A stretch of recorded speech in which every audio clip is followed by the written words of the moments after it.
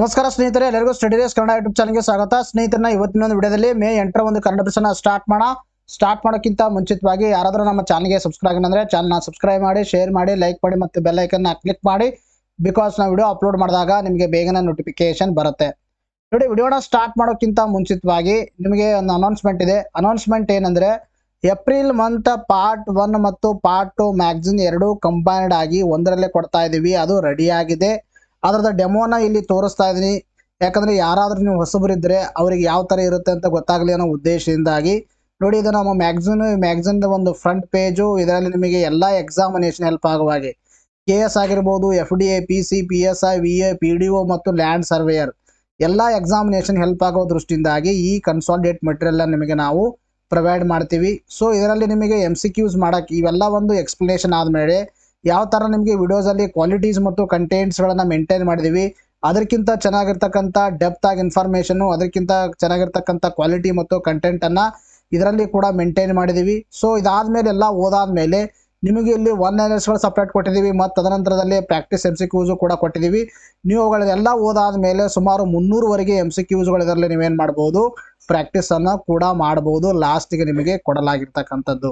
ಹಾಗಾದ್ರೆ ಯಾರಾದ್ರೂ ನಮ್ಮ ಚಾನಲ್ಗೆ ನೀವು ಹೊಸದಾಗಿದ್ರೆ ಇವುಗಳನ್ನ ಯಾವ ತರ ಪಡೆದುಕೊಳ್ಳೋದು ಅಂತಕ್ಕಂಥದ್ದು ಯಾರ ಹತ್ರ ಡೌಟ್ ಇದ್ರೆ ಇಲ್ಲೆಲ್ಲ ಇನ್ಫಾರ್ಮೇಶನ್ ಕೊಟ್ಟಿದ್ದೀವಿ. ನೋಡಿ, ನಿಮಗೆ ಎಷ್ಟಾಗುತ್ತಂದ್ರೆ 1 ಮಂತ್ಗೆ 40 ರೂಪೀಸ್ ಆಗುತ್ತೆ. 2023 ಜನವರಿಯಿಂದ ಏಪ್ರಿಲ್ 2024 ಬೇಕಂದ್ರೆ 640 ಆಗುತ್ತೆ. 2022 ಜಾನ್ ಟು ಏಪ್ರಿಲ್ 2024 ವರೆಗೆ ಬೇಕಂದ್ರೆ 1140 ಆಗುತ್ತೆ. ಡಿಸ್ಕೌಂಟ್ ಆಗಿ ನಿಮಗೆ 1040 ಅಲ್ಲಿ ಸಿಗುತ್ತೆ. Either PhonePe, Google Pay, Paytm, ಬಿಪೇ ಮುಖಾಂತರ ನಂಬರ್ಗೆ ಪೇ ಮಾಡೋದನ್ನ ವಾಟ್ಸಪ್ ಮುಖಾಂತರ ಅಥವಾ ಟೆಲಿಗ್ರಾಮ್ ಮುಖಾಂತರ ಪೇಮೆಂಟ್ ಮಾಡೋ ರಿಸಿಪ್ಟ್ ಕಳಿಸಿದ್ರೆ ನಮ್ಮ ನೋಟ್ಸ್ಗಳನ್ನು ತಮಗೆ ಸಾಫ್ಟ್ ಫಾರ್ಮ್ಯಾಟ್ ಅಲ್ಲಿ ಅಥವಾ PDF ಫಾರ್ಮ್ಯಾಟ್ ಅಲ್ಲಿ ನಾವೇನ್ ಮಾಡ್ತೀವಿ ತಮಗೆ ಪ್ರೊವೈಡ್ ಮಾಡ್ತೀವಿ. ಡಿಸ್ಕಷನ್ ಮಾಡ. ನೋಡಿ ಇವತ್ತಿನ ಕ್ಲಾಸ್ ಬಗ್ಗೆ. ನೋಡಿ, ಮೊದಲನೇ ಪ್ರಶ್ನೆ ಅಂತ ಕೇಳಿದ್ರೆ, ವಿಶ್ವ ರೆಡ್ ಕ್ರಾಸ್ ಮತ್ತು ರೆಡ್ ಕ್ರೆಸೆಂಟ್ ದಿನ ಯಾವಾಗ ಆಚರಿಸಲಾಗುತ್ತದೆ ಅಂತ ಪ್ರಶ್ನೆಯನ್ನ ಕೇಳಿದ್ದಾರೆ. ಅದಕ್ಕೆ ಸರಿಯಾಗಿರ್ತಕ್ಕಂಥ ಉತ್ತರ ಮೊದಲನೇ ಆಪ್ಷನ್ ಮೇ 8 ಇದಕ್ಕೆ ಸರಿಯಾಗಿರ್ತಕ್ಕಂಥ ಉತ್ತರವಾಗಿದೆ. ನೋಡ್ರಿ, ಈ ಡೇನು ಕೂಡ ಇಂಪಾರ್ಟೆಂಟು ಮತ್ತು ಈ ಡೇ ಅನ್ನ ಯಾಕೆ ಆಚರಣೆ ಮಾಡ್ತೀವಿ ಅಂತಕ್ಕಂಥದ್ದು ಇಂಪಾರ್ಟೆಂಟ್. ಯಾಕಂದ್ರೆ ಇದ್ರ ಮೇಲೆ ಸುಮಾರು ಬಾರಿ ಪ್ರೀವಿಯಸ್ ಎಕ್ಸಾಮಿನೇಷನ್ಗಳಲ್ಲಿ ಪ್ರಶ್ನೆಯನ್ನು ಕೇಳಿದರೆ. ಸೊ ಇದರ ಕುರಿತು ನಾವೇನ್ ಮಾಡೋಣ, ಇನ್ ಡೆಪ್ತ್ ಆಗಿ ಇನ್ಫಾರ್ಮೇಶನ್ ಅನ್ನ ಕಲೆಕ್ಟ್ ಮಾಡ್ತಾ ಹೋಗೋಣ. ನೋಡ್ರಿ, ಪ್ರತಿ ವರ್ಷ ಮೇ 8ರಂದು ವಿಶ್ವ ರೆಡ್ ಕ್ರಾಸ್ ಮತ್ತು ರೆಡ್ ಕ್ರೆಸೆಂಟ್ ದಿನವನ್ನ ಆಚರಣೆ ಮಾಡ್ತೀವಿ. 1948 ಮೇ 8ರಿಂದ ವಿಶ್ವ ರೆಡ್ ಕ್ರಾಸ್ ದಿನವನ್ನ ಆಚರಿಸಲು ಪ್ರಾರಂಭಿಸಲಾಯಿತು. First time we are celebrated this day on 1948 May 8. First time ಇದನ್ನ ಏನ್ ಮಾಡಿದೀವಿ, ನಾವು ಸೆಲೆಬ್ರೇಟ್ ಮಾಡಿದೀವಿ.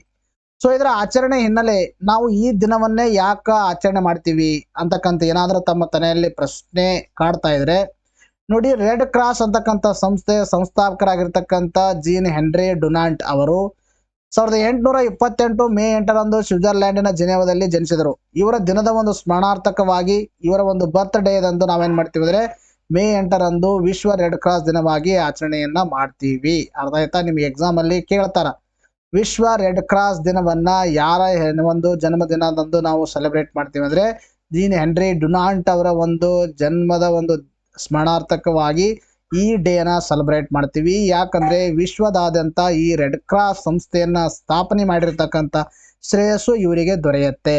ಹೆನ್ರಿ ಡುನಾಂಟ್ ಅವರು 1901ರಲ್ಲಿ ಶಾಂತಿ ವಿಭಾಗದ ಮೊದಲ ನೊಬೆಲ್ ಪ್ರಶಸ್ತಿಯನ್ನು ಫ್ರಾನ್ಸ್ ದೇಶದ ಫೆಡ್ರಿಕ್ ಫ್ಯಾಷೆ ಅವರೊಂದಿಗೆ ಜಂಟಿಯಾಗಿ ಪಡೆದರು. This is also very very important. ಏನ್ ಇಂಪಾರ್ಟೆಂಟು, ತಮ್ಮೆಲ್ಲರೂ ಗೊತ್ತಿರುವ ಹಾಗೆ ಒಂದು ಏನಾದರೂ ಈ ಒಂದು ಶಾಂತಿ ವಿಭಾಗದಲ್ಲಿ ಆಗಿರ್ಬೋದು, ಅಥವಾ ಒಂದು ಸಾಹಿತ್ಯ ವಿಭಾಗದಲ್ಲಿ ಆಗಿರ್ಬೋದು, ಅಥವಾ ವೈದ್ಯಕೀಯ ವಿಭಾಗದಲ್ಲಿ, ಫಿಸಿಕ್ಸ್ ವಿಭಾಗದಲ್ಲಿ, ಕೆಮಿಸ್ಟ್ರಿ ವಿಭಾಗದಲ್ಲಿ, ತದನಂತರದಲ್ಲಿ ಅರ್ಥಶಾಸ್ತ್ರ ವಿಭಾಗದಲ್ಲಿ ಏನಾದರೂ ಸಾಧನೆಯನ್ನ ಮಾಡಿದರೆ ಜಗತ್ತಿನಾದ್ಯಂತ ಹೆಸರುವಾಸಿಯಾಗುವ ರೂಪದಲ್ಲಿ, ಸೊ ಜಗತ್ತಿನ ಅತ್ಯಂತ ಒಂದು ಪ್ರಸಿದ್ಧವಾಗಿರ್ತಕ್ಕಂಥದ್ದು ಮತ್ತು ಅತ್ಯುತ್ತಮ ಪ್ರಶಸ್ತಿ ಆಗಿರ್ತಕ್ಕಂಥದ್ದು ದಟ್ ಇಸ್ ನೊಬೆಲ್ ಪ್ರಶಸ್ತಿಯನ್ನು ಕೊಡಲಾಗುತ್ತೆ. ಸೊ ಅಂಥದ್ರಲ್ಲಿ ಶಾಂತಿ ವಿಭಾಗದ ಪ್ರಶಸ್ತಿಗೆ ಕೂಡ ಇವರು ಭಾಜನರಾಗಿರ್ತಕ್ಕಂಥ ವ್ಯಕ್ತಿ. ಯಾರು? ಹೆನ್ರಿ ಡುನಾಂಟ್ ಅಂತಕ್ಕಂಥವ್ರು. ನೋಡ್ರಿ, ಈ ಮೂಲಕ ಶಾಂತಿ ವಿಭಾಗ ನೊಬೆಲ್ ಪ್ರಶಸ್ತಿ ಪಡೆದ ಮೊದಲ ಸ್ವಿಟ್ಜರ್ಲ್ಯಾಂಡ್ನ ವ್ಯಕ್ತಿ ಎಂಬ ಕೀರ್ತಿಗೆ ಹೆನ್ರಿ ಡುನಾಂಟ್ ಅವರು ಕೂಡ ಪಾತ್ರರಾಗಿರ್ತಕ್ಕಂಥದ್ದು. ಇದನ್ನು ಕೂಡ ಇಂಪಾರ್ಟೆಂಟ್. ಇನ್ನು ಅಂತಾರಾಷ್ಟ್ರೀಯ ರೆಡ್ ಕ್ರಾಸ್ ಸಂಸ್ಥೆ ಬಗ್ಗೆ ನಾವು ಡಿಸ್ಕಷನ್ ಮಾಡಿಲ್ಲ ಅಂದ್ರೆ ಈ ನ್ಯೂಸು ಕೂಡ ಅಪರಿಪೂರ್ಣವಾಗುತ್ತೆ.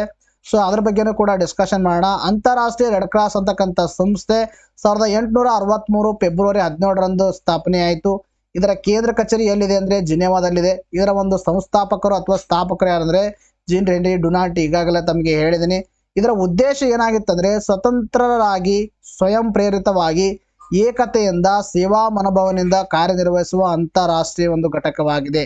ವಾಟ್ ಈಸ್ ಒಂದು ಇಂಟರ್ನ್ಯಾಷನಲ್ ರೆಡ್ ಕ್ರಾಸ್ ಸಂಸ್ಥೆ ಅಂತಕ್ಕಂಥದ್ದು. ಅಂತಾರಾಷ್ಟ್ರೀಯ ರೆಡ್ ಕ್ರಾಸ್ ಮತ್ತು ರೆಡ್ ಕ್ರೆಸೆಂಟ್ ಸೊಸೈಟಿ ಫೆಡರೇಷನ್ ಬಗ್ಗೆ ಡಿಸ್ಕಷನ್ ಮಾಡಿದಾಗ ಇದು ಸ್ಥಾಪನೆಯಾಗಿದ್ದು 1919 ಮೇ 5ರಂದು. ಇದರ ಕೇಂದ್ರ ಕಚೇರಿ ಇದರದು ಕೂಡ ಜಿನೇವಾದಲ್ಲಿ ಕಂಡು ಬರುತ್ತೆ. ಇದು ಕೂಡ ಮಾನವೀಯತೆ ನೆರವಿನ ಒಂದು ಸಂಘಟನೆಯಾಗಿರ್ತಕ್ಕಂಥದ್ದು. ಅರ್ಥ ಆಯ್ತಾ? ತಮಗೆ ಕೊಡ್ತಾರ ಅಂತಾರಾಷ್ಟ್ರೀಯ ರೆಡ್ ಕ್ರಾಸ್ ಸಂಸ್ಥೆ ಸ್ಥಾಪನೆ ಆಯಿತು, ಅಂತಾರಾಷ್ಟ್ರೀಯ ರೆಡ್ ಕ್ರಾಸ್ ಮತ್ತು ರೆಡ್ ಕ್ರೆಸೆಂಟ್ ಸೊಸೈಟಿ ಫೆಡರೇಷನ್ ಯಾವ ಸ್ಥಾಪನೆ ಆಯಿತು, ಇದೆಲ್ಲ ಗೊತ್ತಿರಬೇಕು ತಮಗೆ. ಇನ್ನು ಭಾರತದಲ್ಲಿ ಕೂಡ ಒಂದು ರೆಡ್ ಕ್ರಾಸ್ ಸಂಸ್ಥೆ, ಒಂದು ಅಂತಾರಾಷ್ಟ್ರೀಯ ರೆಡ್ ಕ್ರಾಸ್ ಸಂಸ್ಥೆ ಅಂಗ ಸಂಸ್ಥೆಯಾಗಿ ಕಾರ್ಯನಿರ್ವಹಿಸತಕ್ಕಂಥ ಭಾರತ ರೆಡ್ ಕ್ರಾಸ್ ಸಂಸ್ಥೆ 1920 ಮಾರ್ಚ್ 17ರಂದು ಭಾರತ ರೆಡ್ ಕ್ರಾಸ್ ಸಂಸ್ಥೆ ಒಂದು ಕಾಯ್ದೆ ಅನ್ವಯ 1920 ಮಾರ್ಚ್ 20ರಂದು ಭಾರತದಲ್ಲಿ ರೆಡ್ ಕ್ರಾಸ್ ಸಂಸ್ಥೆಯನ್ನ ಪ್ರಾರಂಭ ಮಾಡಲಾಯಿತು. ಅರ್ಥ ಆಯ್ತಾ? ಭಾರತದಲ್ಲಿ ರೆಡ್ ಕ್ರಾಸ್ ಸಂಸ್ಥೆ ಅಂದ್ರೆ 1920 ಒಂದು ಕಾಯ್ದೆ ಅನ್ವಯ ಇದನ್ನ ಸ್ಥಾಪನೆ ಮಾಡಲಾಗಿರ್ತಕ್ಕಂಥದ್ದು. ಇದರ ಕೇಂದ್ರ ಕಚೇರಿ ಎಲ್ಲಿ ಕಂಡು ಬರುತ್ತೆ ಅಂದ್ರೆ ನವದೆಹಲಿಯಲ್ಲಿ ಕಂಡು ಬರುತ್ತೆ. ಈ ಸಂಸ್ಥೆ ಅಂತಾರಾಷ್ಟ್ರೀಯ ರೆಡ್ ಕ್ರಾಸ್ ಸಂಸ್ಥೆಯ ಒಂದು ಭಾಗವಾಗಿದೆ. ಈಗಾಗಲೇ ಹೇಳಿದೀನಿ, ಭಾರತದಲ್ಲಿ ವೈದ್ಯಕೀಯ ಮತ್ತು ಮಾನವೀಯತಾ ಸಹಕಾರ ಸೇವೆ ಮನೋಭಾವನೆಯಿಂದ ಕಾರ್ಯನಿರ್ವಹಿಸುವ ಒಂದು ಸಂಸ್ಥೆಯಾಗಿದೆ. ಅರ್ಥ? ಭಾರತ ರಾಷ್ಟ್ರಪತಿಯವರು ಈ ಸಂಸ್ಥೆ ಅಧ್ಯಕ್ಷರಾಗಿರ್ತಾರೆ. It is very important. ತದನಂತರದಲ್ಲಿ ಮತ್ತು ಕೇಂದ್ರ ಆರೋಗ್ಯ ಸಚಿವರು ಕಾರ್ಯನಿರ್ವಾಹಕ ಮುಖ್ಯಸ್ಥರಾಗಿ ಕಾರ್ಯವನ್ನ ನಿರ್ವಹಿಸ್ತಾರ. ಅರ್ಥ ಆಯ್ತಾ? ಇದರ ಒಂದು ಸಿಇಒ ಆಗಿ ಕಾರ್ಯನಿರ್ವಹಿಸೋರು ಯಾರಂದ್ರೆ ಕೇಂದ್ರ ಆರೋಗ್ಯ ಸಚಿವರು. ಈ ಒಂದು ಸಂಸ್ಥೆಯ ಅಧ್ಯಕ್ಷರು ಯಾರಾಗಿರ್ತಂದ್ರೆ ಭಾರತ ರಾಷ್ಟ್ರಪತಿಯವರು ಆಗಿರ್ತಾರ. These are the very very important information. You have to be remember. ಅರ್ಥ ಆಯ್ತಾ? ನಿಮಗೆ ನ್ಯೂಸ್ ಅಲ್ಲಿ ಇರ್ತಕ್ಕಂಥ ಕಾಂಟೆಕ್ಸ್ಟ್ ಮೇಲೆ ಪ್ರಶ್ನೆಗಳನ್ನ ಕೇಳ್ತಿರ್ತಾರ, ಗೊತ್ತಿರ್ಬೇಕು ಎಲ್ಲ ಇನ್ಫಾರ್ಮೇಶನ್. ನೋಡಿ, ನೆಕ್ಸ್ಟ್ ಪ್ರಶ್ನೆ ಕೇಳಿದ್ರೆ, ಇತ್ತೀಚೆಗೆ ಭಾರತವು ಯಾವ ದೇಶದೊಂದಿಗೆ local currency settlement system agreement ಒಪ್ಪಂದವನ್ನ ಅಂತಿಮಗೊಳಿಸಲು ಒಪ್ಪಿಕೊಂಡಿದೆ? ದಟ್ ಇಸ್ ಯಾವ ದೇಶದೊಂದಿಗೆ ಅಂದ್ರೆ ಇದಕ್ಕೆ ಸರಿಯಾಗಿರ್ತಕ್ಕಂಥ ಉತ್ತರ ಯಾವ್ದಂದ್ರೆ ದಟ್ ಇಸ್ ನೈಜೀರಿಯಾ. ಇದಕ್ಕೆ ಸರಿಯಾಗಿರ್ತಕ್ಕಂಥ ಉತ್ತರವಾಗಿದೆ. ಸೊ ನೋಡಿ, ಇಂಥ ಪ್ರಶ್ನೆಗಳು ನಿಮಗೆ KS ಪ್ರಿಲಿಮ್ಸ್ ಅಲ್ಲಿ ಕೂಡ ಪ್ರಶ್ನೆಗಳನ್ನ ಕೇಳ್ತಾರ. ಭಾರತ ಮತ್ತು ನೈಜೀರಿಯಾ ದ್ವಿಪಕ್ಷೀಯ ವ್ಯಾಪಾರವನ್ನು ಹೆಚ್ಚಿಸಲು ಸ್ಥಳೀಯ currency settlement system that is local currency settlement system agreement ಒಪ್ಪಂದವನ್ನ ಅಂತಿಮಗೊಳಿಸಲು ಒಪ್ಪಿಕೊಂಡಿವೆ. ಸೊ ಹಾಗಾದ್ರೆ ಸ್ಥಳೀಯ ಕರೆನ್ಸಿ ಒಪ್ಪಂದ ಅಂದ್ರೆ ಏನು, ಲೋಕಲ್ ಕರೆನ್ಸಿ ಸೆಟಲ್ಮೆಂಟ್ ಸಿಸ್ಟಮ್ ಅಂದ್ರೆ ಏನು? ತಮ್ಮೆಲ್ಲರಿಗೂ ಗೊತ್ತಿರುವ ಹಾಗೆ ನಾವೇನಂದ್ರೆ ಒಂದು ಇಂಟರ್ನ್ಯಾಷನಲ್ ಕರೆನ್ಸಿಯಾಗಿ, ಅರ್ಥ ಆಯ್ತಾ? ಇಂಟರ್ನ್ಯಾಷನಲ್ ಒಂದು ವ್ಯಾಪಾರ ಮಾಡುವಗೋಸ್ಕರ ನಾವೇನಂದ್ರೆ ಈ ಒಂದು ಡಾಲರ್ ಅನ್ನ ಏನ್ ಮಾಡಿದೀವಿ, ಎಲ್ಲ ಜಗತ್ತಿನಾದ್ಯಂತ ಏನ್ ಮಾಡಿದೀವಿ, ಒಪ್ಪಿಕೊಂಡಿದೀವಿ. ಸೊ ಇರ್ರೆಸ್ಪೆಕ್ಟಿವ್ ಆಫ್ ಡಾಲರ್, ಅರ್ಥ ಆಯ್ತಾ? ಡಾಲರ್ ಅನ್ನ ಹೊರತುಪಡಿಸಿ ಭಾರತ ಕರೆನ್ಸಿ ಆಗಿರ್ತಕ್ಕಂಥ ರುಪಿ, ತದನಂತರದಲ್ಲಿ ನೈಜೀರಿಯಾ ಕರೆನ್ಸಿಯನ್ನ ಎರಡು ಸ್ಟ್ರೇಟ್ ಟು ಸ್ಟ್ರೇಟ್ ಎಕ್ಸ್ಚೇಂಜ್ ಮಾಡೋಗೋಸ್ಕರ ಈ ಒಂದು ಲೋಕಲ್ ಕರೆನ್ಸಿ ಸೆಟಲ್ಮೆಂಟ್ ಸಿಸ್ಟಮ್ ಅಂತ ಹೇಳ್ತೀವಿ. ಇದು ಏನಂದ್ರೆ ಭಾರತ ನೈಜೀರಿಯಾ ಏನ್ ಮಾಡಿದಿವೆ, ಅಂತಿಮಗೊಳಿಸಿರ್ತಕ್ಕಂಥದ್ದು. ನೈಜೀರಿಯಾದ ಒಂದು ಅಬೂಜಾದಲ್ಲಿ ನಡೆದ ಭಾರತ ನೈಜೀರಿಯಾ ಜಂಟಿ ವ್ಯಾಪಾರ ಸಮಿತಿ 2ನೇ ಅಧಿವೇಶನವನ್ನ ಭಾರತೀಯ ರೂಪಾಯಿ ಮತ್ತು ನೈಜೀರಿಯನ್ ನೈರಾದಲ್ಲಿ, ಇದನ್ನು ಕೂಡ ಇಂಪಾರ್ಟೆಂಟ್ ಎಕ್ಸಾಮ್ ಅಲ್ಲಿ ಕೇಳ್ತಾರ. ಆಯ್ತಾ? ನೈರಾ ಯಾವ ದೇಶದ ಒಂದು ಕರೆನ್ಸಿ ಆಗಿದೆ? That is Nigeria. ವ್ಯಾಪಾರವನ್ನು ಇತ್ಯರ್ಥಗೊಳ್ಳುವ ಒಪ್ಪಂದವನ್ನ ಚರ್ಚಿಸಲಾಯಿತು. ಸೊ ಗೊತ್ತಿರಬೇಕು, ಭಾರತ ಕರೆನ್ಸಿನ ತಮ್ಮೆಲ್ಲರೂ ಗೊತ್ತಿದೆ, ನೈಜೀರಿಯಾ ಕರೆನ್ಸಿ ಕೂಡ ನೈರಾ ಅಂತ ಗೊತ್ತಿರಬೇಕು. Local currency settlement system agreement has been took place between India and Nigeria ಅಂತಕ್ಕಂಥದ್ದು ಗೊತ್ತಿರಬೇಕು. ನೈಜೀರಿಯಾ ಬಗ್ಗೆ ಮಾತಾಡ್ತಾ ಬಂದಾಗ ಆಫ್ರಿಕಾದ ಪಶ್ಚಿಮ ಕರಾವಳಿಯಲ್ಲಿರೋ ಒಂದು ದೇಶ ಆಗಿದೆ ಇದು. ಅದಾಯ್ತಾ? ಆಫ್ರಿಕಾದ ಒಂದು ಪಶ್ಚಿಮ ಕರಾವಳಿ, ಆಫ್ರಿಕಾ ಖಂಡ ಏನಿದೆ, ಸೊ ಆಫ್ರಿಕಾ ಖಂಡದ ಒಂದು ಪಶ್ಚಿಮ ಕರಾವಳಿ ಈ ದೇಶ ಕಂಡು ಬರುತ್ತೆ ನೀವು ಮ್ಯಾಪ್ ಅನ್ನ ತೆಗೆದುಕೊಂಡು ನೋಡಿದಾಗ. ಇನ್ನು 1970ರಿಂದ ಒಪೆಕ್ ಸದಸ್ಯರಾಗಿ ಇದು ಜಾಗತಿಕ ತೈಲ ಮಾರುಕಟ್ಟೆಯಲ್ಲಿ ನಿರ್ಣಾಯಕ ಪಾತ್ರವನ್ನು ವಹಿಸುತ್ತೆ. 1971ರಿಂದ ಅರ್ಥ ಆಯ್ತಾ? ಆಯಿಲ್ ಎಕ್ಸ್ಪೋರ್ಟಿಂಗ್ ಕಂಟ್ರೀಸ್ಗಳು ಏನಿದಾವೆ ಒಪೆಕ್, ಅರ್ಥ ಆಯ್ತಾ? ಆ ಒಂದು ಸದಸ್ಯ ರಾಷ್ಟ್ರವಾಗಿದೆ. ಇದನ್ನು ಕೂಡ ಅದರದು. ಇದರ ಒಂದು ರಾಜಧಾನಿ ಆದ್ರೆ ಅಬೂಜಾ ಅಂತಕ್ಕಂಥದ್ದು. ಇದರ ಒಂದು ಕರೆನ್ಸಿ ಯಾವ್ದ್ರೆ ನೈಜೀರಿಯನ್ ನೈರಾ ಅಂತಕ್ಕಂಥದ್ದು ಇದರ ಒಂದು ಕರೆನ್ಸಿ ಆಗಿರ್ತಕ್ಕಂಥದ್ದು. ಇಂಪಾರ್ಟೆಂಟ್ ಆಗಿರ್ತಕ್ಕಂಥ ಇನ್ಫಾರ್ಮೇಶನ್. ಏನ್ ಮಾಡ್ಬೇಕಂದ್ರೆ ನೀವು ಇದರ ಲೊಕೇಶನ್ ಅನ್ನ ಕರೆಕ್ಟ್ ಆಗಿ ನೋಡ್ಕೋಬೇಕು. ಆಯ್ತಾ? ನೋಡಿ, ನೆಕ್ಸ್ಟ್ ಪ್ರಶ್ನೆ ಕೇಳಿದ್ರೆ, ರವೀಂದ್ರನಾಥ್ ಟ್ಯಾಗೋರ್ ಅವರಿಗೆ ಗುರುದೇವ ಎಂದು ಕರೆದವರು ಯಾರು ಅಂತ ಪ್ರಶ್ನೆಯನ್ನ ಕೇಳಿದ್ದಾರೆ. ಅದಕ್ಕೆ ಸರಿಯಾಗಿರ್ತಕ್ಕಂಥ ಉತ್ತರ 2ನೇ ಆಪ್ಷನ್ ಮಹಾತ್ಮ ಗಾಂಧೀಜಿ ಇದಕ್ಕೆ ಸರಿಯಾಗಿರ್ತಕ್ಕಂಥ ಉತ್ತರವಾಗಿದೆ. ನೋಡಿ, ಮೇ 7ರಂದು ರವೀಂದ್ರನಾಥ್ ಟ್ಯಾಗೋರ್ ಅವರ ಜಯಂತಿಯನ್ನು ಆಚರಿಸಲಾಯಿತು. ನೋಡಿ, ರವೀಂದ್ರನಾಥ್ ಟ್ಯಾಗೋರ್ ಮೇಲೆ ಸುಮಾರು ಬಾರಿ ನಮ್ಮ ಹಿಸ್ಟ್ರಿಯಲ್ಲಿ ಕೂಡ ಪ್ರಶ್ನೆಯನ್ನ ಕೇಳಿದರೆ, ತದನಂತರದಲ್ಲಿ GK ಯಲ್ಲೂ ಕೂಡ ಪ್ರಶ್ನೆಯನ್ನ ಕೇಳಿದ್ದಾರೆ. So it is one of the current event ಅಲ್ಲಿ ಇರೋದ್ರಿಂದಾಗಿ ಮುಂದೆ ಬರ್ತಕ್ಕಂಥ ಎಕ್ಸಾಮ್ ಅಲ್ಲಿ ಅವ್ರ ಮೇಲೆ ಪ್ರಶ್ನೆಯನ್ನ ಕೇಳಬಹುದು. ಅದಕ್ಕೆ ನಾವೇನ್ ಮಾಡೋಣ, ದಿಸ್ ಆರ್ಟಿಕಲ್ ಅಥವಾ this news brings us an opportunity to understand about the Rabindranath Tagore. ನೋಡ್ರಿ, ಇವರು ಮೇ 7, 1861 ಏನ್ ಮಾಡ್ತಾರ, ಜನನವಾಗುತ್ತೆ ಇವ್ರದ್ದು. ಬ್ರಹ್ಮ ಸಮಾಜದ ನಾಯಕ ದೇವೇಂದ್ರನಾಥ್ ದೇವೇಂದ್ರನಾಥ್ ಟ್ಯಾಗೋರ್ ಅವರು ಕಿರಿಯ ಪುತ್ರರಾಗಿದ್ದಾರೆ. ಅರ್ಥ ಆಯ್ತಾ? ಬ್ರಹ್ಮ ಸಮಾಜದ ಒಂದು ಸ್ಥಾಪಕ ಮೂಲತಃವಾಗಿ ಬ್ರಹ್ಮ ಸಮಾಜ ಯಾರಾದರೂ ಸ್ಥಾಪನೆ ಮಾಡಿದರೆ ಮೂಲತಃವಾಗಿ ದೇವೇಂದ್ರನಾಥ್ ಟ್ಯಾಗೋರ್ ಅವರು ಸ್ಥಾಪನೆ ಮಾಡಿದರು. ಸೊ ಅವರ ಒಂದು ಕಿರಿಯ ಪುತ್ರರಾಗಿ ರವೀಂದ್ರನಾಥ್ ಟ್ಯಾಗೋರ್ ಅವರು ಏನ್ ಮಾಡ್ತಾರ, ಜನ್ಮವನ್ನು ತಾಳ್ತಾರ. ಇವರು ಮಹಾತ್ಮ ಗಾಂಧಿಯನ್ನ ಮಹಾತ್ಮ ಎಂದು ಉಲ್ಲೇಖಿಸುವ ಮೂಲಕ ಗೌರವಿಸಿದರು. ಆತಾಯ್ತಾ? ಮಹಾತ್ಮ ಗಾಂಧೀಜಿಯವರನ್ನ ಮಹಾತ್ಮ ಅಂತ ಕರೆದವರು ಯಾರು ಅಂತ ಪ್ರಶ್ನೆ ಏನಾದ್ರು ಕೇಳಿದ್ರೆ ದಟ್ ಈಸ್ ರವೀಂದ್ರನಾಥ್ ಟ್ಯಾಗೋರ್ ಅವರು. ರವೀಂದ್ರನಾಥ್ ಟ್ಯಾಗೋರ್ ಏನ್ ಮಾಡ್ತಾರೆ, ಇವರಿಗೆ ಮಹಾತ್ಮ ಅಂತ ಕರೀತಾರ. ಇದನ್ನು ಕೂಡ ಇಂಪಾರ್ಟೆಂಟ್ ಆಗಿರ್ತಕ್ಕಂಥದ್ದು. ಇವರು ಶಾಂತನಿಕೇತನ ಎಂದು ಕರೆಯಲ್ಪಡುವ ವಿಶ್ವ ಭಾರತಿ ವಿಶ್ವವಿದ್ಯಾಲಯವನ್ನ 1921 ಏನ್ ಮಾಡಿದ್ರು, ಸ್ಥಾಪನೆ ಮಾಡಿದ್ರು. It is very important. ಅರ್ಥ ಆಯ್ತಾ? ಯಾಕೆ ಇಂಪಾರ್ಟೆಂಟ್ ಅಂದ್ರೆ ಇದು ರೀಸೆಂಟ್ ಆಗಿ ನ್ಯೂಸ್ ಅಲ್ಲಿ ಇತ್ತು. ನಿಮ್ಗೆ KS ಅಲ್ಲಿ ಪ್ರಶ್ನೆ ಬರುತ್ತೆ ಇದ್ರ ಮೇಲೆ. ಯಾಕೆ ಹೇಳ್ತೀನಿ ಅಂದ್ರೆ ಇದು ಯುನೆಸ್ಕೋ ವರ್ಲ್ಡ್ ಹೆರಿಟೇಜ್. ಅರ್ಥ ಆಯ್ತಾ? ಯುನೆಸ್ಕೋ ವರ್ಲ್ಡ್ ಹೆರಿಟೇಜ್ ಅನ್ನ ಪಡೆದುಕೊಂಡಿದೆ. ಅರ್ಥ ಆಯ್ತಾ? ಅದಕ್ಕೆ ಇದ್ರ ಮೇಲೆ ಟ್ಯಾಂಜಿಬಲ್ ಅನ್ಟ್ಯಾಂಜಿಬಲ್ ಏನಿದೆ ನಾನು ಎಲ್ಲವನ್ನ ಎಕ್ಸ್ಪ್ಲೇನ್ ಮಾಡಿದೀನಿ. ಸೊ ಇದಕ್ಕೆ ಸಿಕ್ಕುವುದರಿಂದಾಗಿ ಮುಂದೆ ಬರ್ತಕ್ಕಂಥ KS ಎಕ್ಸಾಮಿನೇಷನ್ ಅಲ್ಲಿ ಇದ್ರ ಮೇಲೆ ಪ್ರಶ್ನೆ ಬರ್ಬೋದು ನೋಡಿ. ಇವರು ತಮ್ಮ 16ನೇ ವಯಸ್ಸಿನಲ್ಲಿ ತಮ್ಮ ಮೊದಲ ಕವನವನ್ನ ಭಾನುಸಿಂಹ ಎಂಬ ಕಾವ್ಯನಾಮದಲ್ಲಿ ಪ್ರಕಟಿಸಿದರು. ಅರ್ಥ ಆಯ್ತಾ? ಭಾನುಸಿಂಹ ಅಂತಕ್ಕಂಥ ಕಾವ್ಯನಾಮ ಯಾರ್ದಾಗಿತ್ತು ಅಂತ ಪ್ರಶ್ನೆ ಕೇಳಬಹುದು. ರವೀಂದ್ರನಾಥ್ ಟ್ಯಾಗೋರ್. 1913 ತಮ್ಮ ಕವನ ಸಂಕಲನ ಗೀತಾಂಜಲಿಗೆ ಸಾಹಿತ್ಯದಲ್ಲಿ ನೊಬೆಲ್ ಪ್ರಶಸ್ತಿಯನ್ನು ಪಡೆದರು. ನೊಬೆಲ್ ಪ್ರಶಸ್ತಿ ಪಡೆದ ಮೊದಲ ಯುರೋಪಿಯನ್ ಅಲ್ಲದ ವ್ಯಕ್ತಿಯಾಗಿದ್ದಾರೆ. ಅರ್ಥ ಇಂಪಾರ್ಟೆಂಟ್ ಆಗಿರ್ತಕ್ಕಂಥದ್ದು. ಏಷ್ಯಾ ಖಂಡದಲ್ಲೇ ಮೊಟ್ಟ ಮೊದಲನೇ ಬಾರಿಗೆ ಸಾಹಿತ್ಯ ವಿಭಾಗದಲ್ಲಿ ಏನಾದರೂ ನೊಬೆಲ್ ಪ್ರಶಸ್ತಿ ಪಡೆದಿದ್ರೆ that is none other than Rabindranath Tagore ಅವರು. ಆಯ್ತಾ? ಇನ್ನು ನೊಬೆಲ್ ಪ್ರಶಸ್ತಿ ಪಡೆದ ಮೊದಲ ಯುರೋಪಿಯನ್ ಅಲ್ಲದ ವ್ಯಕ್ತಿ ಅಂದ್ರೂ ಕೂಡ ಇವರೇ. ನೊಬೆಲ್ ಪ್ರಶಸ್ತಿ ಪಡೆದ ಏಷ್ಯಾದ ಮೊದಲ ವ್ಯಕ್ತಿ ಸಾಹಿತ್ಯ ವಿಭಾಗದಲ್ಲಿ ಅಂದ್ರೂ ಕೂಡ ಇವರೇ. ಎಷ್ಟರಲ್ಲಿ? 1913. ಇದ್ರ ಮೇಲೂ ಕೂಡ ಪ್ರಶ್ನೆ ಸುಮಾರು ಬಾರಿ ಕೇಳಿದ್ದಾರೆ. 1917 ಬ್ರಿಟಿಷ್ ರಾಜ ಜಾರ್ಜ್ 5 ಅವರಿಂದ ನೈಟ್ಹುಡ್ ಪಡೆದರು. ನೈಟ್ಹುಡ್ ಇವರಿಗೆ ಸಿಕ್ಕಿತ್ತು ಯಾವಾಗಂದ್ರೆ 1915. 1919 ಜಲಿಯನ್ ವಾಲಾಬಾಗ್ ಹತ್ಯಾಕಾಂಡದ ನಂತರ ಅವರು ತಮ್ಮ ನೈಟ್ಹುಡ್ ಪ್ರಶಸ್ತಿಯನ್ನು ಏನ್ ಮಾಡ್ತಾರ, ತೇಜ್ ಮಾಡ್ತಾರ. ಗೊತ್ತಿರಬೇಕು, ಇದ್ರು ಕೂಡ ಇಂಪಾರ್ಟೆಂಟ್ ಎಕ್ಸಾಮ್ ಅಲ್ಲಿ ಕೇಳಿದರೆ. ಜಲಿಯನ್ ವಾಲಾಬಾಗ್ ಹತ್ಯಾಕಾಂಡದ ಮೇಲೆ ನೈಟ್ಹುಡ್ ಒಂದು ಟೈಟಲ್ ಅನ್ನ ಬಿಟ್ಕೊಟ್ಟರು ಯಾರು ಅಂತ ಕೇಳಿದರೆ ರವೀಂದ್ರನಾಥ್ ಟ್ಯಾಗೋರ್ ಅವರು. ರವೀಂದ್ರನಾಥ್ ಟ್ಯಾಗೋರ್ ಅವರು ಭಾರತ ರಾಷ್ಟ್ರಗೀತೆ ಜನಗಣ ಮನ ಮತ್ತು ಬಾಂಗ್ಲಾದೇಶದ ರಾಷ್ಟ್ರಗೀತೆ ಅಮರ್ ಸೋನಾರ್ ಬಾಂಗ್ಲಾ ಎಂಬ ಅದನ್ನ ಬರೆದರು. ಅರ್ಥ ಆಯ್ತಾ? ಇದನ್ನು ಕೂಡ ಇಂಪಾರ್ಟೆಂಟ್. ಬಾಂಗ್ಲಾದೇಶ ರಾಷ್ಟ್ರಗೀತೆ ಬರೆದಿರ್ತಕ್ಕಂಥ ಸಾಹಿತ್ಯ ಯಾರಾದ್ರೆ ಅವ್ರದ್ದು ರವೀಂದ್ರನಾಥ್ ಟ್ಯಾಗೋರ್ ಅವರು. ಅಮರ್ ಸೋನಾರ್ ಬಾಂಗ್ಲಾ ಅಂತ ಹೇಳ್ತೀವಿ. ಇನ್ನು ನಮ್ಮದು ಗೊತ್ತಿದೆ ತಮಗೆ, ಜನಗಣ ಮನ ಭಾರತದ ಏನಂದ್ರೆ ಒಂದು ರಾಷ್ಟ್ರಗೀತೆಯಾಗಿದ್ದು ಈ ರಾಷ್ಟ್ರಗೀತೆಯ ಒಂದು ರಚನಾಕಾರ ಧನದರ್ಧನ್ ಯಾರಂದ್ರೆ ರವೀಂದ್ರನಾಥ್ ಟ್ಯಾಗೋರ್ ಅವರು. ಗಾಂಧೀಜಿ ಅವರನ್ನ ಗುರುದೇವ ಎಂದು ಕರೆದರು. ಅರ್ಥಾತ್ ಗಾಂಧೀಜಿ ಅವರು ಏನ್ ಮಾಡಿದ್ರು, ರವೀಂದ್ರನಾಥ್ ಟ್ಯಾಗೋರ್ ಅವರಿಗೆ ಗುರುದೇವ ಅಂತ ಕರೆದಿದ್ದಾರೆ. ಇನ್ನ ರವೀಂದ್ರನಾಥ್ ಟ್ಯಾಗೋರ್ ಅವರು ಗಾಂಧೀಜಿ ಅವರನ್ನ ಮಹಾತ್ಮ ಅಂತ ಕರೆದಿದ್ದಾರೆ. ಗೊತ್ತಿರಬೇಕು, ಇಂಪಾರ್ಟೆಂಟ್ ಇದೆ. ಅರ್ಥ ಆಯ್ತಾ?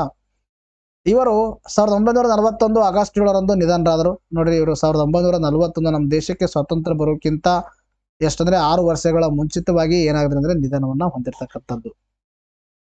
ನೆಕ್ಸ್ಟ್ ಪ್ರಶ್ನೆ ಅಂತ ಕೇಳಿದ್ರೆ ನೋಡಿ, ಭಾರತದಲ್ಲಿ ಮೊದಲ ಬಾರಿಗೆ ಯಾವ ರಾಜ್ಯದಲ್ಲಿ ವೆಸ್ಟ್ ನೈಲ್ ವೈರಸ್ ಕಂಡು ಬಂದಿತ್ತು ಅಂತ ಪ್ರಶ್ನೆಯನ್ನ ಕೇಳಿದ್ದಾರೆ. ಅದಕ್ಕೆ ಸರಿಯಾಗಿರ್ತಕ್ಕಂಥ ಉತ್ತರ ದಟ್ ಈಸ್ 2ನೇ option, Kerala is the right answer. ಇದ್ರ ಮೇಲೆ ಪ್ರಶ್ನೆ ಯಾಕೆ ಕೇಳಲಾಗಿದೆ ಅಂದ್ರೆ ನೋಡಿ, ಕೇರಳದಲ್ಲಿ ವೆಸ್ಟ್ ನೈಲ್ ವೈರಸ್ ಆತಂಕ, ನೆರೆ ರಾಜ್ಯದಲ್ಲಿ ಅಲರ್ಟ್ ಅಂತ ನ್ಯೂಸ್ ಪೇಪರ್ ಆರ್ಟಿಕಲ್ ಕಾಣಿಸ್ಕೊಂಡಾಗ ಸೊ ಇದ್ರ ಮೇಲೆ ಪ್ರಶ್ನೆನ ಕೇಳಲಾಗಿದೆ. ಇದ್ರ ಕುರಿತು ಡಿಸ್ಕಷನ್ ಮಾಡೋಣ ನೋಡಿ.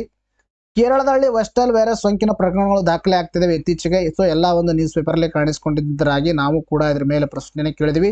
ಸೊ ಇದ್ರ ಬಗ್ಗೆ ಕೂಡ ಡಿಸ್ಕಷನ್ ಮಾಡೋಣ ನೋಡಿ. ವೆಸ್ಟ್ ನೈಲ್ ವೈರಸ್ ಅಂತ ಹೇಳ್ತೀವಿ. ಸೊ ವೆಸ್ಟ್ ನೈಲ್ ಜ್ವರಕ್ಕೆ ಕಾರಣವಾಗುವ RNA ವೈರಸ್ ಆಗಿದೆ. ಅರ್ಥ ಆಯ್ತಾ? So you have to remember one point. What is one point? That is virus ಅಂತಕ್ಕಂಥದ್ದು ಇದು ಒಂದು ನಿರ್ಜೀವ ವಸ್ತು ಅಂತಾನು ಪರಿಗಣಿಸಕ್ಕಾಗಲ್ಲ. ಇದು ಒಂದು ಜೀವಿ ಇರ್ತಕ್ಕಂಥ ವಸ್ತು ಅಂತಾನು ಪರ್ಫೆಕ್ಟ್ ಆಗಿ ಹೇಳಕ್ಕಾಗಲ್ಲ. ಅರ್ಥ ಆಯ್ತಾ? ಸೊ ಫಸ್ಟ್ ಆಫ್ ಆಲ್ ತಮಗೆ ಗೊತ್ತಿರಲಿ ಏನಂದ್ರೆ ವೈರಸ್ ಅಂತಕ್ಕಂಥದ್ದು ಇದು ಒಂದು ನಿರ್ಜೀವ ವಸ್ತು. ಅರ್ಥ ಆಯ್ತಾ? ನಾನ್ ಲಿವಿಂಗ್ ಥಿಂಗ್ಸ್ ಇದೊಂದು. ಅರ್ಥ ಆಯ್ತಾ? Non living thing. ಸೊ ಇದು ಯಾವಾಗ ಇನ್ನೊಂದು ಜೀವಿಯ ಸಹಾಯದಿಂದ ಮನುಷ್ಯ ಅಥವಾ ಯಾವುದೋ ಒಂದು ಹೋಸ್ಟ್ ಅನ್ನ ಪಡ್ಕೊಳತ್ ನೋಡಿ, ಆ ಸಂದರ್ಭದಲ್ಲಿ ಜೀವ ಬಂದ ಹಾಗೆ. ಅರ್ಥ ಆಯ್ತಾ? ಸೊ ಅದಕ್ಕೆ ವೈರಸ್ ಅನ್ನ ಜೀವಿಗಳ ಗುಂಪಲ್ಲೇ ವರ್ಗೀಕರಣ ಮಾಡಿಲ್ಲ. ಇದನ್ನ ಸಪರೇಟ್ ಆಗಿ ಸ್ಟಡಿ ಮಾಡ್ತೀವಿ. ಅರ್ಥ? ಯಾರು ನೀವು ಬಯಾಲಜಿ ಬುಕ್ ಅನ್ನ ಓದಿರ್ತೀರಾ ಅವ್ರಿಗೆ ಗೊತ್ತಾಗುತ್ತೆ. ಸೊ ವೈರಸ್ ಅಲ್ಲಿ 2 ಪ್ರಕಾರಗಳಿದಾವೆ. ಸೊ ವೈರಸ್ ಅಲ್ಲಿ 2 ಪ್ರಕಾರಗಳು ಯಾವ ಅಂದ್ರೆ ಒಂದು RNA ವೈರಸ್ ಅಂತಿದೆ, ಇನ್ನೊಂದು DNA ವೈರಸ್ ಅಂತಕ್ಕಂಥ ಇದೆ. ಅರ್ಥ ಆಯ್ತಾ? RNA virus and DNA virus. So West Nile virus it is one of the RNA virus and another one is that AIDS ರೋಗ ಅಂತಕ್ಕಂಥದ್ದು ವೈರಸ್ ನಿಂದನೂ ಬರುತ್ತೆ. HIV ವೈರಸ್ ಇಂದ ಬರುತ್ತೆ. So HIV virus is also RNA virus. ಅರ್ಥ ಆಯ್ತಾ? HIV also RNA virus. ತದನಂತರದಲ್ಲಿ COVID-19 ಏನಿದು ವೈರಸ್ನಿಂದ ಬರೋ ರೋಗ ಇತ್ತು, it is also RNA virus. ಇದು ಫ್ಯಾಕ್ಟ್ಸ್ಗಳು ಗೊತ್ತಿರಬೇಕು ತಮಗೆ, ಅರ್ಥ ಆಯ್ತಾ? ಇದು ಜೀಕಾ ವೈರಸ್, ಡೆಂಗು ವೈರಸ್, ಹಳದಿ ಜ್ವರ ವೈರಸ್ ಅನ್ನು ಒಳಗೊಂಡಿರುವ ಫ್ಲವಿ ವೈರಸ್ ಕುಲದ ಫ್ಲವಿವಿರಿಡೆ ಕುಟುಂಬದ ಸದಸ್ಯವಾಗಿದೆ. ಇದು ಪ್ರಮುಖವಾಗಿ ಕ್ಯೂಲೆಕ್ಸ್ ತಳಿಯ ಒಂದು ಸೋಂಕಿತ ಸೊಳ್ಳೆ ಕಡಿತದಿಂದ ಏನಾಗುತ್ತೆ, ಇದು ಒಬ್ಬರಿಂದ ಒಬ್ಬರಿಗೆ ಏನಾಗುತ್ತೆ, ಸ್ಪ್ರೆಡ್ ಆಗುತ್ತೆ. ಪ್ರಾಥಮಿಕವಾಗಿ ಹೋಸ್ಟ್ ಪಕ್ಷಿಗಳಾಗಿವೆ, ಅಂದ್ರೆ ಪಕ್ಷಿಗಳಲ್ಲಿ ಫಸ್ಟ್ ಇವು ಕಂಡು ಬರುತ್ತೆ. ಪಕ್ಷಿಗಳಿಂದ ಏನಾಗುತ್ತೆ, ಇದು ಮನುಷ್ಯರಿಗೆ ಏನಾಗುತ್ತೆ, ಟ್ರಾನ್ಸ್ಮಿಟ್ ಆಗುತ್ತೆ ಈ ಡಿಸೀಸು. ವೆಸ್ಟ್ ನೈಲ್ ಸೋಂಕು 1973ರಲ್ಲಿ ಮೊದಲ ಬಾರಿಗೆ ಜಗತ್ತಿನಲ್ಲಿ ಉಗಾಂಡದಲ್ಲಿ ಕಾಣಿಸಿಕೊಂಡಿತ್ತು. ಭಾರತದಲ್ಲಿ 2011ರಲ್ಲಿ ಕೇರಳದಲ್ಲಿ ಪತ್ತೆಯಾಗಿರ್ತಕ್ಕಂಥದ್ದು.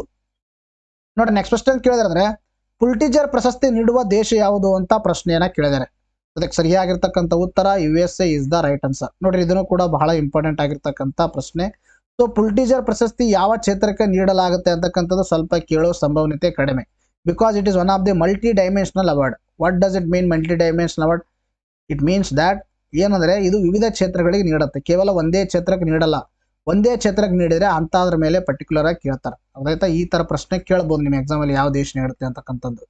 ಅದ್ರ ಬಗ್ಗೆ ಡಿಸ್ಕಷನ್ ಮಾಡೋಣ. ನೋಡಿ, ಗಾಜಾದಲ್ಲಿನ ಯುದ್ಧ ಸೇರಿದಂತೆ ಕಳೆದ ವರ್ಷ ಸಂಭವಿಸಿದ ವಿವಿಧ ವಿದ್ಯಮಾನಗಳನ್ನು ಕುರಿತು 2023ರಲ್ಲಿ ಉತ್ತಮ ಸುದ್ದಿ ಪ್ರಕಟಿಸಿದ್ದಕ್ಕಾಗಿ ನ್ಯೂಯಾರ್ಕ್ ಟೈಮ್ಸ್ ಮತ್ತು ವಾಷಿಂಗ್ಟನ್ ಪೋಸ್ಟ್ ಪತ್ರಿಕಾ ಸಂಸ್ಥೆಗಳಿಗೆ ತಲಾ 3 ಪುಲಿಟ್ಜರ್ ಪ್ರಶಸ್ತಿ ಪ್ರದಾನ ಮಾಡಲಾಗಿದೆ.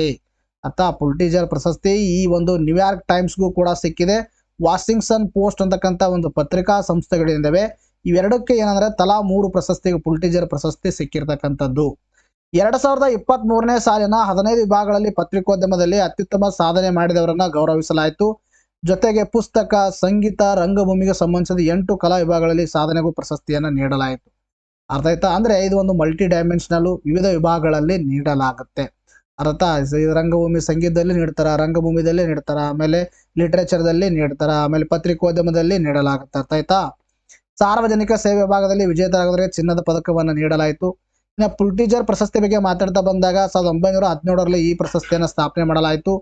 ಈ ಪ್ರಶಸ್ತಿಗೆ ಪುಲಿಟ್ಜರ್ ಅಂತ ಹೆಸರನ್ನ ಯಾಕೆ ಇಡಲಾಗಿದೆ ಅಂದ್ರೆ, ಒಂದು ಪತ್ರಿಕೆ ಪ್ರಕಾಶಕ ಯಾವಂದ್ರೆ ಜೋಸೆಫ್ ಪುಲಿಟ್ಜರ್ ಅವರ ಹೆಸರನ್ನ ಇದಕ್ಕೆ ಇಡಲಾಗಿರ್ತಕ್ಕಂಥದ್ದು. ಇದನ್ನ ಪತ್ರಿಕೆ ವಿಭಾಗದಲ್ಲಿ ನಿಯತಕಾಲಿಕ ಆಗಿರ್ಬೋದು, ಆನ್ಲೈನ್ ಪತ್ರಿಕೋದ್ಯಮ ಆಗಿರ್ಬೋದು, ಫೋಟೋ ಜರ್ನಲಿಸಂ ಆಗಿರ್ಬೋದು, ಸಾಹಿತ್ಯ ಆಗಿರ್ಬೋದು, ಸುಮಾರು 22ರಿಂದ 23 ವಿಭಾಗಗಳಲ್ಲಿ ಸುಮಾರು 22ರಿಂದ 23 ವಿಭಾಗಗಳಲ್ಲಿ ಈ ಪ್ರಶಸ್ತಿಯನ್ನ ನೀಡಲಾಗುತ್ತೆ. 1937ರಲ್ಲಿ ಪತ್ರಿಕೋದ್ಯಮಕ್ಕಾಗಿ ಪುಲಿಟ್ಜರ್ ಪ್ರಶಸ್ತಿ ಗೆದ್ದ ಮೊದಲ ಭಾರತೀಯರು ಯಾರಂದ್ರೆ, ಇಲ್ಲಿ ಅವ್ರ ಹೆಸರು ನೀವು ಮೆನ್ಷನ್ ಮಾಡ್ಬೇಕು, ಮಿಸ್ ಆಗಿದೆ. ಅರ್ಥ ಆಯ್ತಾ? ಇದು ಎಲ್ಲರಿಗೆ ಇದೊಂದು ಪ್ರಶ್ನೆ ಅಂತ ತಗೊಳ್ಳಿ, ನಾನು ಇಲ್ಲಿ ಟೈಪಿಂಗ್ ಅಲ್ಲಿ ಮಿಸ್ ಆಗಿದೆ. 1937 ಪತ್ರಿಕೋದ್ಯಮಕ್ಕಾಗಿ ಪುಲಿಟ್ಜರ್ ಪ್ರಶಸ್ತಿ ಗೆದ್ದ ಮೊದಲ ಭಾರತೀಯ ಯಾರು ಅಂತ ನೀವೆಲ್ಲರೂ ಟೈಪ್ ಮಾಡಬೇಕು. ಸೊ ಇದನ್ನ ಇದು ನಿಮಗೊಂದು ಕ್ಲೂ ಕೊಡ್ತೀನಿ ಏನಂದ್ರೆ, ಈ ಗದಾರ್ ಪಾರ್ಟಿ, ಅರ್ಥಾಯ್ತಾ? ಗದಾರ್ ಪಾರ್ಟಿ ಏನು ಒಂದು ಸ್ಥಾಪನೆ ಆಯಿತು ಇದರಲ್ಲಿ ಉತ್ತರ ಅಮೆರಿಕದಲ್ಲಿ. ಸೊ ಗದಾರ್ ಪಾರ್ಟಿ ಸಂಸ್ಥಾಪಕರಲ್ಲಿ ಒಬ್ಬರಾಗಿದ್ದಾರೆ. ಸೊ ಅದರ ಸದಸ್ಯರಲ್ಲಿ ಇವರು ಒಬ್ಬರು. ಸೊ ಯಾರಂತಕ್ಕಂಥದ್ದು ಎಲ್ಲರೂ ಕಮೆಂಟ್ ಸೆಕ್ಷನ್ ಅಲ್ಲಿ ಉತ್ತರವನ್ನ ತಿಳಿಸಿ, ಯಾಕಂದ್ರೆ ಅವ್ರ ಹೆಸರು ಸ್ವಲ್ಪ ಇಲ್ಲಿ ಮಿಸ್ ಆಗಿರ್ತಕ್ಕಂಥದ್ದು. ನೋಡ ಎಷ್ಟು ಜನ ಹೇಳ್ತೀರಾ ಅಂತ ಒಂದು ಕ್ಲೂ ಕೂಡ ಕೊಟ್ಟಿದ್ದೀನಿ. ನನಗೆ ಆಕ್ಚುಲಿ ನಾನೇ ಹೇಳ್ತಿದ್ದೆ, ಬಟ್ ನನಗೆ ಏನಾಗ್ತಿದೆ, ಅವ್ರ ಹೆಸರು ಫ್ಲಾಶ್ ಆಗ್ತಾ ಇಲ್ಲ. ನೋಡಿ ನೆಕ್ಸ್ಟ್ ಕ್ವಶನ್ ಕೇಳಿದ್ರೆ, ಇತ್ತೀಚೆಗೆ ಯುನಿಸೆಫ್ನ ರಾಯಭಾರಿಯಾಗಿ ನೇಮಗೊಂಡವರು ಯಾರು ಅಂತ ಪ್ರಶ್ನೆಯನ್ನ ಕೇಳಿದ್ದಾರೆ. ಅದಕ್ಕೆ ಸರಿಯಾಗಿರ್ತಕ್ಕಂಥ ಉತ್ತರ ಯಾರಂದ್ರೆ, ದಟ್ ಈಸ್ ಮೊದಲನೇ option Kareena Kapoor is the right answer. ನೋಡ್ರಿ, ಬಾಲಿವುಡ್ ನಟಿ ಕರೀನಾ ಕಪೂರ್ ಖಾನ್ ಅವರನ್ನ ಯುನಿಸೆಫ್ ಭಾರತ ರಾಷ್ಟ್ರೀಯ ರಾಯಭಾರಿಯಾಗಿ ನೇಮಕವನ್ನ ಮಾಡಲಾಗಿರ್ತಕ್ಕಂಥದ್ದು. ದಿಸ್ ಇಸ್ ವೆರಿ ಇಂಪಾರ್ಟೆಂಟ್, ಯಾಕಂದ್ರೆ various ambassador which they are nominated for the various organisation ನಮ್ಮ ಎಕ್ಸಾಮ್ ದೃಷ್ಟಿಯಿಂದಾಗಿ ಇಂಪಾರ್ಟೆಂಟ್ ಆಗುತ್ತೆ. United Nation Children Emergency Fund UNICEF ಅಂತ ಹೇಳ್ತೀವಿ. ಇದ್ರ ಬಗ್ಗೆ ಮಾತಾಡ್ತಾ ಬಂದಾಗ 1946ರಲ್ಲಿ ಇಂಟರ್ನ್ಯಾಷನಲ್ ಚಿಲ್ಡ್ರನ್ಸ್ ಎಮರ್ಜೆನ್ಸಿ ಫಂಡ್ ಎಂದು ಪ್ರಾರಂಭಿಸಲಾಯಿತು. ಅಥವಾ ಇಂಟರ್ನ್ಯಾಷನಲ್ ಚಿಲ್ಡ್ರನ್ಸ್ ಎಮರ್ಜೆನ್ಸಿ ಫಂಡ್ ಅಂತ 1946ರಲ್ಲಿ ಪ್ರಾರಂಭಿಸಲಾಯಿತು. ಎರಡನೇ ವಿಶ್ವಯುದ್ಧದ ನಂತರ ಪೀಡಿತ ಮಕ್ಕಳು ಮತ್ತು ತಾಯಂದಿರಿಗೆ ಪರಿಹಾರ ಮತ್ತು ಆರೋಗ್ಯವನ್ನ ನೀಡುವ ಸಲುವಾಗಿ UN ರಿಲೀಫ್ ರಿಹ್ಯಾಬಿಲಿಟೇಷನ್ ಅಡ್ಮಿನಿಸ್ಟ್ರೇಷನ್ ಅನ್ನ ಸ್ಥಾಪನೆ ಮಾಡಲಾಯಿತು. ಅದೇ ವರ್ಷದಲ್ಲಿ ಸೇಮ್ ಇಯರ್ UN ತನ್ನ ಯುದ್ಧ ನಂತರ ಪರಿಹಾರ ಕಾರ್ಯವನ್ನು ಉತ್ತಮವಾಗಿ ನಿರ್ವಹಿಸಲು ವಿಶ್ವಸಂಸ್ಥೆ ಮಕ್ಕಳ ತುರ್ತು ನಿಧಿ, that is united nation children's emergency fund ಅನ್ನ ಸ್ಥಾಪಿಸಲಾಯಿತು. ಅರ್ಥಾಯ್ತಾ? ಎರಡನೇ ಮಹಾಯುದ್ಧದ ನಂತರ ಏನು ಈ ಒಂದು ಯೋಧರು ಆ ಎರಡನೇ ಮಹಾಯುದ್ಧದಲ್ಲಿ ಯುದ್ಧಕ್ಕೆ ಒಳಗಾಗಿ ಏನು ಸಿಲುಕಿದ್ರು, ಅವರ ಫ್ಯಾಮಿಲಿ ತೊಂದರೆ ಆಗಿ ಅಲ್ಲಿರ್ತಕ್ಕಂಥ ಮಕ್ಕಳು ಮಹಿಳೆಯರಿಗೆ ಏನು ಒಂದು ರೋಗಕರ ಸಂಗತಿ ಅಥವಾ ಒಂದು ಏನು ಕಷ್ಟವನ್ನು ಎದುರಾಗಿತ್ತು. ಸೊ ಅಂತಹ ಸಂದರ್ಭದಲ್ಲಿ ಅದನ್ನು ಉತ್ತಮವಾಗಿ ನಿರ್ವಹಣೆ ಮಾಡೋಗೋಸ್ಕರ ಆಗಿ United nation children's emergency Fund ಅಂತಕ್ಕಂಥದ್ದು, ಅದರ ಜೊತೆಗೆ ರಿಲೀಫ್ ರಿಹಾಬಿಲಿಟೇಷನ್ ಅಡ್ಮಿನಿಸ್ಟ್ರೇಷನ್ ಅಂತಕ್ಕಂಥ 2 ಸಂಸ್ಥೆಗಳನ್ನ ಸ್ಥಾಪನೆ ಮಾಡಲಾಗುತ್ತೆ. So United nation children's emergency Fund ಅಂತಕ್ಕಂಥದ್ದು ದಟ್ ಇಸ್ ಯುನಿಸೆಫ್ ಸಿಂಪಲ್ ಆಗಿ ಹೇಳ್ತೀವಿ, ಸ್ಥಾಪನೆ ಆಗಿದ್ದು 1946. ಇದರ ಕೇಂದ್ರ ಕಚೇರಿ ಎಲ್ಲಿ ಕಂಡು ಬರುತ್ತೆ ಅಂದ್ರೆ ನ್ಯೂಯಾರ್ಕ್ ದಲ್ಲಿ ಕಂಡು ಬರುತ್ತೆ. So where is the New York located in America. ನೋಡ್ರಿ ನೆಕ್ಸ್ಟ್ 1953 UN ಶಾಶ್ವತ ಭಾಗವಾಯಿತು ಮತ್ತು ತರುವಾಯ ಇದರ ಒಂದು ಹೆಸರನ್ನ ಯುನೈಟೆಡ್ ನೇಷನ್ಸ್ ಚಿಲ್ಡ್ರನ್ ಫಂಡ್ ಎಂದು ಬದಲಾಯಿಸಿದರು. ಇದು ಯುನಿಸೆಫ್ ಎಂಬ ಸಂಕ್ಷಿಪ್ತ ರೂಪವನ್ನು ಬಳಸುವುದನ್ನು ಮುಂದುವರಿಸುತ್ತಿದೆ. ಅರ್ಥಾತ್ 1946 ಸ್ಥಾಪನೆ ಆಯಿತು. ಬಟ್ ಸ್ಥಾಪನೆಯಾದ ನಂತರವು ಒನ್ಸ್ ಅಗೇನ್ ಸ್ಲೈಡ್ ಸ್ವಲ್ಪ ಮುಂದೋಗಿದೆ ನೋಡಿ. 1946 ಸ್ಥಾಪನೆ ಆಯಿತು. 1953 it is become A permanent part of N UN the ಒಂದು ಶಾಶ್ವತ ಅಂಗವಾಗಿ ಯಾವಾಗ ಆಯ್ತು ಅಂದ್ರೆ 1953 ಅರ್ಥ ಆಯ್ತಾ. 1965 ಶಾಂತಿಗಾಗಿ ನೊಬೆಲ್ ಪ್ರಶಸ್ತಿಯನ್ನು ಪಡೆದುಕೊಂಡಿದೆ. ಇದರ ಕೇಂದ್ರ ಕಚೇರಿ ನ್ಯೂಯಾರ್ಕ್ US ದಲ್ಲಿದೆ. ಅರ್ಥ ಆಯ್ತಾ, ಸಿಂಪಲ್ ಆಗಿ ಗೊತ್ತಿರಬೇಕು. 1946 ಏನೋ ಸ್ಥಾಪನೆ ಆಯಿತು. ಬಟ್ ಸ್ಥಾಪನೆ ಆದರೂ ಕೂಡ ಇದು UN ದ ಒಂದು ಪರ್ಮನೆಂಟ್ ಅಂಗ ಆಗಿದ್ದು 1900 ಪರ್ಮನೆಂಟ್ ಆಗಿ ಡಸ್ ಮೀನ್ ಇದು ಒಂದು ಆ ಒಂದು UN ಒಂದು ಪಾರ್ಟ್ ಆಗಿ ಕೆಲಸ ಮಾಡಿದ್ದು 1953 ಇದರ ಕೇಂದ್ರ ಕಚೇರಿ ಎಲ್ಲಿ ಕಂಡು ಬರುತ್ತೆ ಅಂದ್ರೆ ನ್ಯೂಯಾರ್ಕ್ ನ ಒಂದು US ದಲ್ಲಿ ಕಂಡು ಬರುತ್ತೆ. ಈ ಒಂದು ಯುನಿಸೆಫ್ ನ ವಿಸ್ತೃತ ರೂಪ ಏನಂದ್ರೆ United nation children's emergency Fund. This much you have to remember. Next ನೋಡಿದ ಮೊದಲನೇ ಪ್ರಶ್ನೆ, ವಿಕ್ಟೋರಿಯಾ ಸಿ ಹೆಸರಿನ AI ರಚಿತ ವಕ್ತಾರನ್ನು ಯಾವ ದೇಶವು ಇತ್ತೀಚೆಗೆ ಪರಿಚಯಿಸಿದೆ ಅಂತ ಪ್ರಶ್ನೆ ಕೇಳಿದ್ರೆ ಇದಕ್ಕೆ ಸರಿಯಾಗಿರ್ತಕ್ಕಂಥ ಉತ್ತರ ಯುಕ್ರೇನ್. ಬಾರ್ಡರ್ ರೋಡ್ ಆರ್ಗನೈಸೇಷನ್ ಇತ್ತೀಚೆಗೆ ತನ್ನ 65ನೇ ರೇಸಿಂಗ್ ದಿನವನ್ನು ಆಚರಿಸಿದ್ದು ಯಾವ ಸಚಿವದ ಅಡಿಯಲ್ಲಿ ಕಾರ್ಯನಿರ್ವಹಿಸುತ್ತದೆ? ಅರ್ಥಾಯ್ತಾ, ಬಾರ್ಡರ್ ರೋಡ್ ಆರ್ಗನೈಸೇಷನ್ ಇತ್ತೀಚೆಗೆ 65ನೇ ಒಂದು ರೇಸಿಂಗ್ ಡೇ ಅನ್ನು ಸೆಲೆಬ್ರೇಟ್ ಮಾಡಲಾಯಿತು. ಸೊ ಇದು ಯಾವ ಸಚಿವಾಲಯದಲ್ಲಿ ಕೆಲಸ ಮಾಡುತ್ತೆ ಅಂದ್ರೆ ರಕ್ಷಣಾ ಸಚಿವಾಲಯ. ಇತ್ತೀಚೆಗೆ ಸುದ್ದಿಯಲ್ಲಿ ಕಾಣಿಸಿಕೊಂಡ ಕೋಲಿನ್ ಎಂದರೇನು ಅಂತ ಪ್ರಶ್ನೆ ಕೇಳಿದರೆ ಇದಕ್ಕೆ ಸರಿಯಾಗಿರ್ತಕ್ಕಂಥ ಉತ್ತರ ಇದೊಂದು ಪೋಷಕಾಂಶ. ಇತ್ತೀಚೆಗೆ ಸುದ್ದಿಯಲ್ಲಿ ಕಂಡುಬರುವ ಒರಾಂಗುಟನ್ ಒರಾಂಗುಟನ್ನ IUCN ಅರ್ಥಾಯ್ತಾ IUCN ಸ್ಥಿತಿ ಏನು ಅರ್ಥಾಯ್ತಾ international union for conservation of nature ಅಂತ ಏನು ಹೇಳ್ತೀವಿ, ಅದರ ಅಡಿಯಲ್ಲಿ ಇದರ ಒಂದು IUCN ಸ್ಥಿತಿ ಏನಂದ್ರೆ ತೀವ್ರವಾಗಿ ಅಪಾಯದಲ್ಲಿ ಅಂದ್ರೆ ಕ್ರಿಟಿಕಲಿ ಎಂಡೇಂಜರ್ಡ್ ಅಂತ ಹೇಳ್ತೀವಿ. ಅರ್ಥಾಯ್ತಾ. ಸೊ ಇವತ್ತಿಗೆ ವಿಡಿಯೋನ ಮುಗಿಸೋಣ. ಸೊ ವಿಡಿಯೋನ ಮುಗಿಸೋಕ್ಕಿಂತ ಮುಂಚಿತವಾಗಿ ನಿಮಗೆ ಇಷ್ಟೊಂದು ನೀಟಾಗಿ ಟೈಪ್ ಮಾಡಿ, ಆಮೇಲೆ ತದನಂತರದಲ್ಲಿ ಪ್ರತಿಯೊಂದು ನ್ಯೂಸು, ಅದರಲ್ಲಿ ಪ್ರತಿಯೊಂದು ನ್ಯೂಸ್ ಒಂದು ಹಿನ್ನೆಲೆ information we are giving the best of the best. ಅರ್ಥಾಯ್ತಾ, ನಿಮಗೋಸ್ಕರವಾಗಿ best of the best quality we are providing. So have to do one thing. ಅರ್ಥಾಯ್ತಾ, ನೀವು ಮಾಡಬೇಕಾಗಿರೋದು ಒಂದೇ ಕೆಲಸ ಏನಂದ್ರೆ ಈ ವಿಡಿಯೋಸ್ಗಳನ್ನು ನಿಮ್ಮ ಫ್ರೆಂಡ್ಸ್ಗಳಿಗೂ ಶೇರ್ ಮಾಡಿ, ವಿವಿಧ ಮಾಧ್ಯಮಗಳಲ್ಲಿ ಕೂಡ ಶೇರ್ ಮಾಡಿ, ಐದರ್ ಫೇಸ್ಬುಕ್, ಆಮೇಲೆ ತದನಂತರದಲ್ಲಿ ನೀವು ಏನು ಯೂಸ್ ಮಾಡ್ತೀರ ಅದರಲ್ಲಿ ಎಲ್ಲವೂ ಕೂಡ ಹೆಲ್ಪ್ ಮಾಡಿ, ಶೇರ್ ಮಾಡಿ. ನಮಗೂ ಕೂಡ ಹೆಲ್ಪ್ ಮಾಡ್ದಂಗೆ ಆಗುತ್ತೆ, ನಿಮ್ಮ ಫ್ರೆಂಡ್ಸ್ಗಳಿಗೂ ಕೂಡ ಹೆಲ್ಪ್ ಮಾಡ್ದಂಗೆ ಆಗುತ್ತೆ. ಆಮೇಲೆ ಇನ್ನೊಂದು, ನೀವು ಯಾರು ಮ್ಯಾಗಝಿನ್ಸ್ಗಳನ್ನು ತಗೊಂಡಿಲ್ಲ, ಸೊ ಮ್ಯಾಗಝಿನ್ಸ್ಗಳನ್ನು ನೀವು ತಗೊಳ್ಳಿ, ಬಿಕಾಸ್ ನಿಮ್ಮ ಎಕ್ಸಾಮಲ್ಲಿ ಬಹಳ ಇದು ಹೆಲ್ಪ್ ಆಗುತ್ತೆ. ಅದಲ್ಲದೆ ನೀವು ಎಲ್ಲರೂ ಈ ವಿಡಿಯೋಗಳನ್ನು ಲೈಕ್ ಮಾಡೋದನ್ನು ಮರಿಬೇಡಿ ಅಂತಕ್ಕಂತ ಹೇಳುತ್ತಾ ಇವತ್ತಿನ ವಿಡಿಯೋನ ಮುಗಿಸ್ತಾ ಇದ್ದೀನಿ. ಮತ್ತೆ ಮುಂದಿನ ವಿಡಿಯೋದಲ್ಲಿ ಭೇಟಿ ಆಗ್ತೀನಿ. Thank you friends, take care.